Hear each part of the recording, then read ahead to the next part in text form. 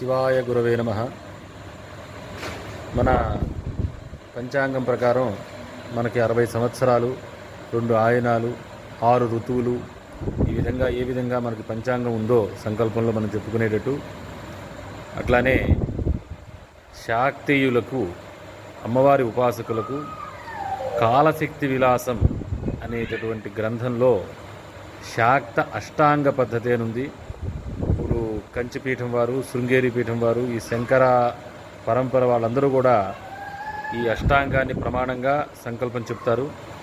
ఈ సంకల్పం శ్రీమద్ ఆదిగురోహ పరశివస్య ఆజ్ఞయా అని ప్రారంభమవుతుంది. అంటే ఆది గురువు అయినటువంటి పరశివుని యొక్క ఆజ్ఞతో నడుస్తున్నటువంటి శాక్తమానమునందు అని శ్రీమద్ ఆదిగురోహ పరశివస్యాజ్ఞయా ప్రవర్తమాన శ్రీశాక్తమానేన. ఈ శాక్తమానం 36 తత్వాలతో కూడినటువంటిది.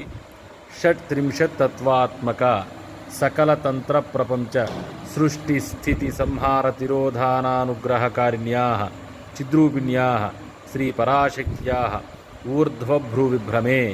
ఈ అమ్మవారి యొక్క ఊర్ధ్వభ్రూ విభ్రమం అంటే కనురెప్ప ఒకసారి అలా పైకని కిందకంటే ఈ కాలచక్రం అంతా కూడా పూర్తయిపోతుంది. అమ్మవారి యొక్క కంటి రెప్ప ఒకసారి అలా కంటి రెప్పపాటులో మనం కొన్ని వేల సంవత్సరాల యొక్క ఈ కాలమానం జరిగిపోతుంది అనమాట. అలాంటి ఊర్ధ్వభ్రూ విభ్రమంలో నడుస్తున్నటువంటి కాలచక్రంలో ఈ కాలమానం ఎలా ఉంటుందంటే, ఈ కాలమానంలో నెలకి 36 రోజులు, 9 వారాలు, మనకి 7 వారాలు ఉంటాయి ఆదివారం నుంచి శనివారం వరకు. అట్లానే దీంట్లో 9 వారాలు ఉంటాయి. ఈ వారాలన్నీ కూడా ఆనందనాథవాసరములు అంటారు.